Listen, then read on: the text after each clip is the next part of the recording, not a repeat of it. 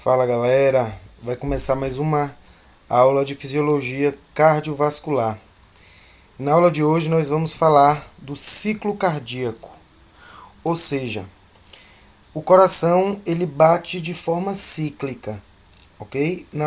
Nas outras aulas nós discutimos que o coração como bomba ele ejeta uma quantidade de sangue sobre uma determinada pressão várias e várias vezes no minuto, sem parar, ok? Então, isso faz com que seja gerado um fluxo sanguíneo no sistema. Entretanto, esse funcionamento de contrair e relaxar, ele acontece de forma cíclica e alguns mecanismos estão envolvidos no desenrolar aí dessa função.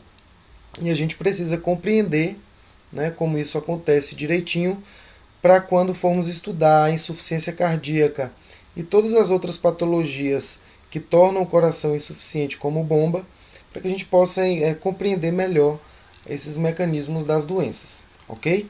Então, o ciclo cardíaco, pessoal, ele é composto de uma sístole, que é o momento em que o coração se contrai, tá? É o momento que há a contração do miocárdio, e é composto de uma diástole, e é nesse momento em que ocorre o relaxamento do miocárdio.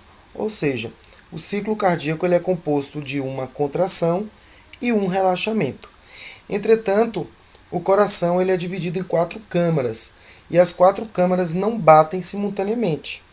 A gente vai ver que os átrios eles batem milésimos de segundos antes dos ventrículos, ok? E isso é fundamental para o funcionamento adequado do coração, beleza? Então, sabendo disso, nós temos a sístole atrial, que é o momento da contração do átrio, e nós temos a sístole ventricular, que por sua vez é dividido em 2 momentos, tá? Que é o momento de uma contração isovolumétrica e o momento de uma contração isocinética. O primeiro momento da contração ventricular, a isovolumétrica, é a responsável pelo fechamento das válvulas atrioventriculares. E a contração isocinética ela é mais potente e é responsável pelo momento de ejeção do sangue em direção às artérias.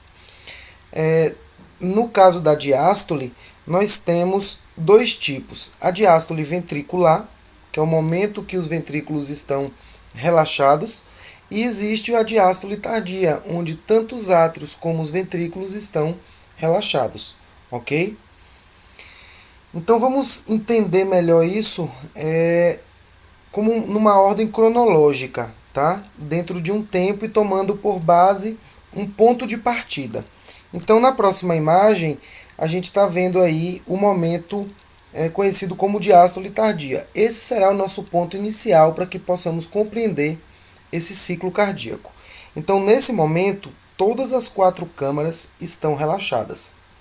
Ou seja, o sangue que encontra-se nos átrios, proveniente das veias, tanto a veia cava como as veias pulmonares, já estão lá dentro dos átrios. E como está todo mundo relaxado, esse sangue simplesmente passa de forma passiva para os ventrículos. Então percebam que esse é o momento que ambos os conjuntos de câmaras estão relaxados e os ventrículos vão se encher de forma passiva, vão se encher passivamente. Não tem nenhum gasto de energia para esse enchimento, ok?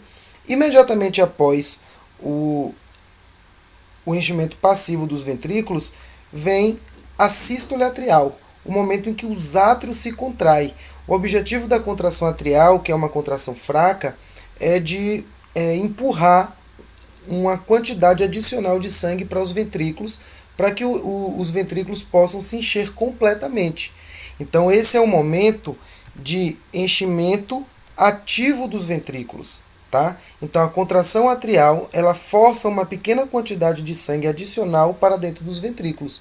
Só que essa quantidade de sangue só foi para o ventrículo através de uma contração atrial. Portanto, foi um enchimento ventricular ativo. No final da sístole atrial, há então a formação do volume diastólico final, que representa nada mais nada menos do que a quantidade máxima de sangue que está dentro dos ventrículos, ok? Gravem esse volume, porque ele é importante para a gente entender a fração de ejeção e o volume sistólico, que são variáveis importantes para o entendimento do funcionamento do coração, ok? Bem, os ventrículos estando completamente cheios, vem o primeiro momento da contração ventricular, que é conhecida como sístole ventricular isovolumétrica.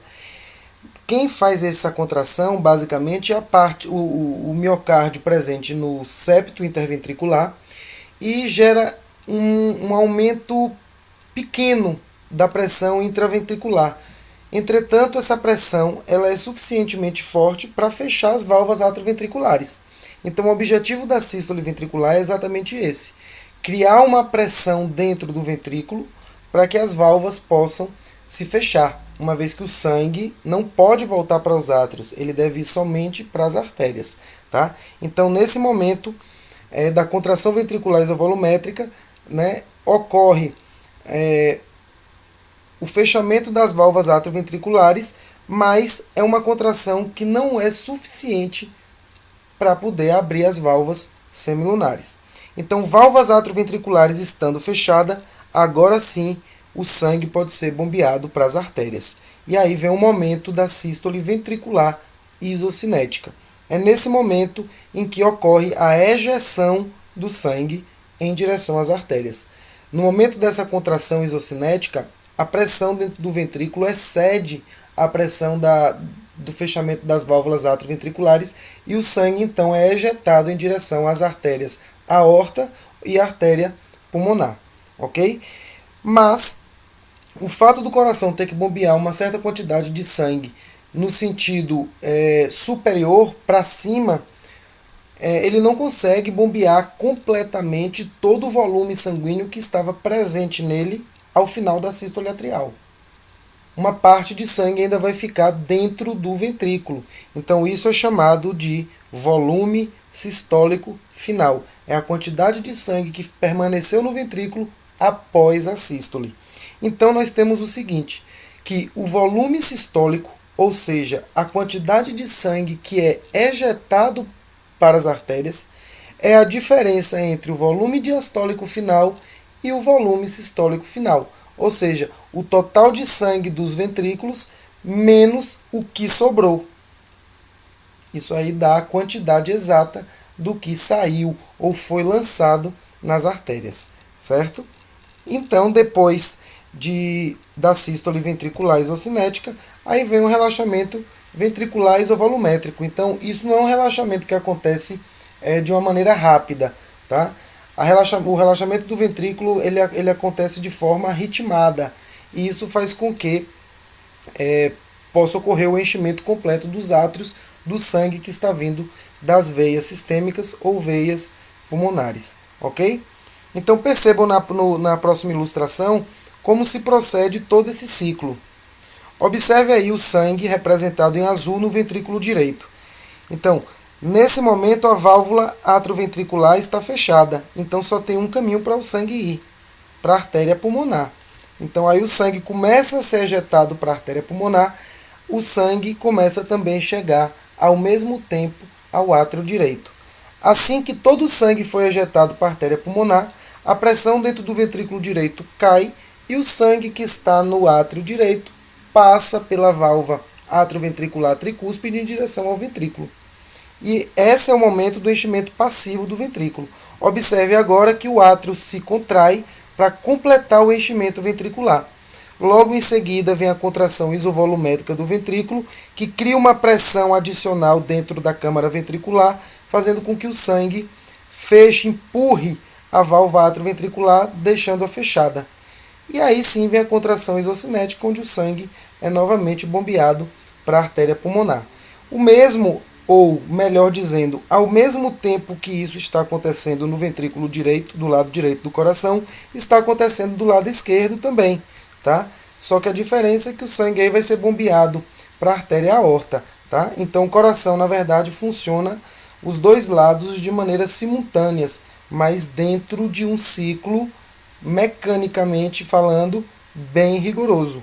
Portanto, a doença que afeta o coração, ela pode simplesmente alterar todo o funcionamento desse ciclo cardíaco, o que confere mais na frente toda a manifestação clínica que o indivíduo vem apresentar. Tá certo? Espero que tenham compreendido bem o ciclo cardíaco e que use essa informação aí para melhorar o conhecimento de vocês acerca da fisiologia do sistema cardiovascular aplicado às doenças cardíacas que vamos começar a ver a partir das próximas aulas. Ok? Um abraço, fiquem com Deus.